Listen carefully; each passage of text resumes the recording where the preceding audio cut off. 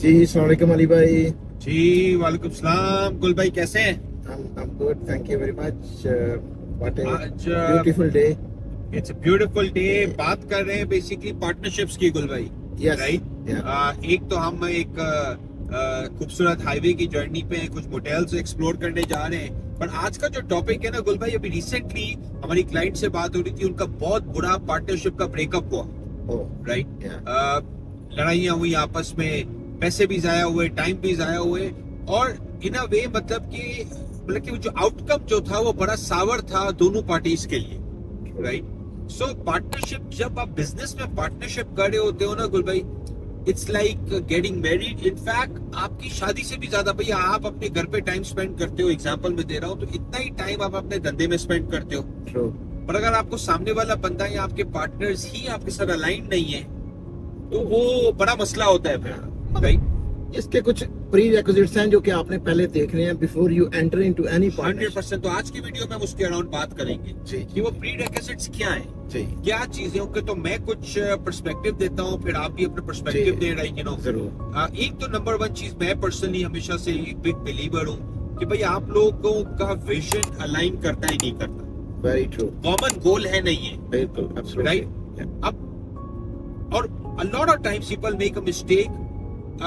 वो बंदे को दोस्त होते हैं कुछ लोग या रिश्तेदार होते हैं, बोलते हैं यार आई लाइक दिस गाय, तो मैं इसके साथ धंधा करता हूँ। That's a wrong thing. Emotion को नहीं यूज करना, अपने ब्रेन को यूज करना। ब्रेन को, जब आपने इमोशनल डिसीजन लिया कि मुझे ये बंदा अच्छा लगता है, right, okay, I like hanging out with them, या मैं इसके साथ बिजनेस करूं क्योंकि हम दोस्त हैं, हम तो ये दोस्त यार हैं, तो a lot of times that goes very negative क्योंकि वो उनका कॉमन गोल नहीं होता।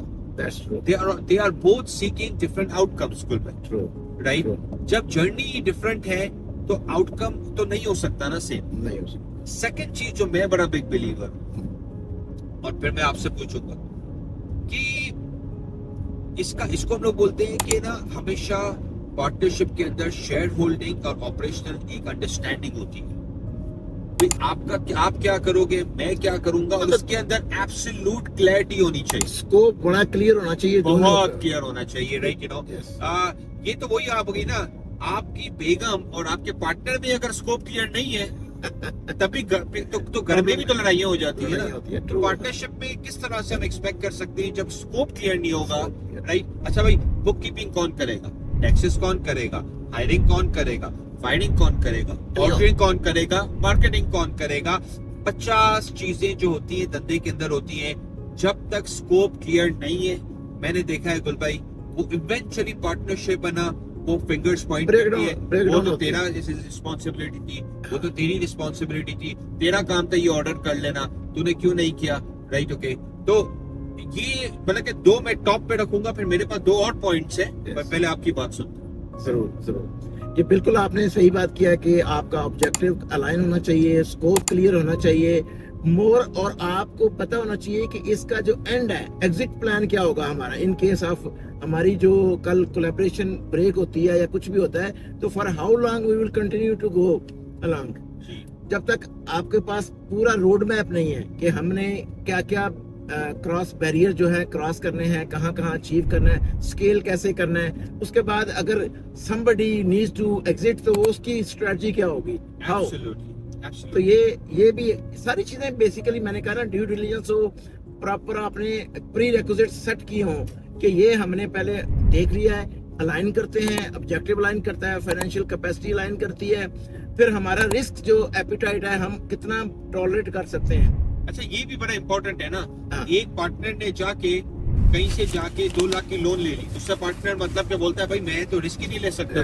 तो ये आपने जो रिस्क एपेटाइट की बात की ना गुल भाई, आपने बड़ी जबरदस्त बात की कि भाई क्या दोनों की रिस्क एपेटाइट अलाइंड है, नहीं है। राइट। या एटलीस्ट एक दूसरे को वो ट्रस्ट कर सकते हैं रिस्क एपेटाइट को अलाइन करने के लिए। राइट। लेट्स से कि एक पार्टनर को अगर एक चीज करनी है, तो क्या वो दूसरा पार्टनर उसको समझा सकता है, can they bring him along the journey with them. That's an important thing. Right. So अच्छा गुल भाई, एक चीज जो मैं और भी मतलब कि लाइक बिलीव करता हूँ कि ट्रांसपेरेंसी बड़ी क्रिटिकल है। वो तो बैकबोन है ना, ट्रांसपेरेंसी, ट्रस्ट और क्या कहते हैं आपको, जब तक आप वही अलाइनमेंट है ना, इसी को हम अलाइन कह रहे हैं ना, कि जब तक आप एक दूसरे को ट्रस्ट नहीं करते, आप ट्रांसपेरेंसी। ट्रस्ट किस तरीके से डेवलप, ट्रस्ट का जो टूल है डेवलप करने का वो ट्रांसपेरेंसी है। डेफिनेटली और आई थिंक ट्रांसपेरेंसी है। और एक और चीज मैं इसके अंदर ऐड करूं, वो है कंस्ट्रक्टिव फीडबैक या क्रिटिसिज्म। Constructive, right? आपने किसी भी पार्टनर को फिंगर पॉइंटिंग नहीं करनी है, क्योंकि जब आप फिंगर पॉइंट करते हैं तब आप बेसिकली लाइक उनको पॉइंट आउट करते हैं कि भाई ये तेरे साथ मसला है। वर्सेस जब आप उनको कोई चीज कंस्ट्रक्टिव फीडबैक देते हैं कि यार ये चीज हम बेहतर कर सकते हैं, राइट? तो I think that changes the conversation. Not only that, मतलब लॉजिक प्रिवेल होनी चाहिए जब when they discuss business plan, when they discuss their strategy, when they discuss their future goals, उनका जो क्या हम कह रहे हैं कि अलाइनमेंट जो है वो बहुत जरूरी है। एक दूसरे को लॉजिकली एक दूसरे को कन्विंस करें कि अगर मैं कोई अपना मार्केटिंग प्लान लेके आता हूँ या बिजनेस को स्केल करता हूँ, तो जो मेरा पार्टनर है वो कन्विंस हो मेरी इस स्ट्रेटजी से। फाइनेंशियल स्ट्रेटजी हो, ऑपरेशनल हो, आपकी मार्केटिंग हो, आपकी मतलब ग्रोथ स्ट्रेटजी हो, ऑल दीज में एक दूसरे को कन्विंस करना बहुत जरूरी है। कन्विंस करना मतलब कि bringing all the parties along with you in your decision making, right? अच्छा, एक चीज मैं आपको बता दूं गुल भाई, जो मैं पर्सनली जो है ना इसकी एक बहुत बड़ा फैन हूं, पर आई थिंक लॉन्ग टर्म के अंदर जो मेरे लिए सबसे बड़ी इंपॉर्टेंट चीज होती है, जो लगता है कि अगर लोगों को लॉन्ग टर्म बिजनेस करना है, like some partners do businesses for life time, right? उसके अंदर one of the critical things is कि आप अपने पर्सनल इंटरेस्ट से ज्यादा कलेक्टिव इंटरेस्ट को देखो। एब्सोल्युटली। क्या मतलब है? जब अगर 3 पार्टीज हैं तो तीनों पार्टीज सही है, वो एक बिजनेस में है जो कि वो खुद इंडिविजुअली पैसा बनाना चाहते हैं, बट जब वो डिसीजन मेकिंग करें तो वो ये नहीं देखे कि मेरे इंटरेस्ट में क्या है, वो इस तरह सोचे कि हम तीनों के बेस्ट इंटरेस्ट में क्या है। इसका मतलब कि कलेक्टिव इंटरेस्ट। ये हम अक्सर पीछे जाते हैं, राइट? यू नो, जब हम पाकिस्तान इंडिया में रहते थे या वहां से आते तो हम फैमिली के बारे में सोचते हैं, यार हमारी फैमिली के लिए अच्छा क्या होगा, मेरे लिए सिर्फ अच्छा नहीं, तो धंधे में भी ये कॉन्सेप्ट आना चाहिए कि यार हम सबके लिए क्या अच्छा है। अगर वो वही बात अलाइनमेंट की आ गई कि अगर तीनों अलाइन नहीं है, कॉमन इंटरेस्ट उनका नहीं है डेवलप हुआ, तो वो तो जाहिर है ब्रेकडाउन होगा समवेयर। बिल्कुल ब्रेकडाउन होगा। Yes, right? So very important thing, right? Okay, इसको थोड़ा सा रैप अप करते हैं, राइट? कुछ जो मेजर चीजें हमने डिटरमाइन की, अलाइनमेंट हो, ट्रस्ट हो, ट्रांसपेरेंसी हो, राइट? ओके, अच्छा लिखत पढ़त, ये जो है ना कि जबानों पे चीजें कर लेना, कि ये आप अपनी लिखत पढ़त क्लीन रखें, प्रॉपर लॉयर के थ्रू, प्रॉपर चीजों के थ्रू अपनी लिखत पढ़त को क्लैरिटी दे। वरना अक्सर हमने देखा है गुल भाई, उसने तो मुझे ये बोला था, उसने तो मुझे ये प्रॉमिस किया था, और that's where relationships break down. हमने जो पहले बात की ना कि स्कोप क्लियर, वो जो क्लैरिटी कहाँ से आनी है कि आपका डॉक्यूमेंटेड हो, लिखा हुआ हो कि आपके क्या टास्क हैं, आपके क्या उसके रोल्स हैं और दूसरी पार्टी के क्या हैं। हर एक को अपने उस डोमेन में रह के काम करना है, उसको अचीव करना है, उसकी आपने केपीआईज बनानी है उसकी, कि मेरा ये टास्क है, am I going to achieve within that specified time और नहीं कर रहा, विद इन बजट है कि नहीं, विद इन कॉस्ट है कि नहीं।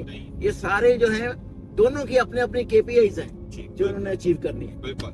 सो दीज आर द रीजंस कि हम हमेशा बोलते हैं भाई पार्टनरशिप इज लाइक शादी की तरह है, और शादी भी आपको सोच समझ के करनी चाहिए और पार्टनरशिप भी आपको सोच समझ के करना चाहिए। दुआ में याद रखें।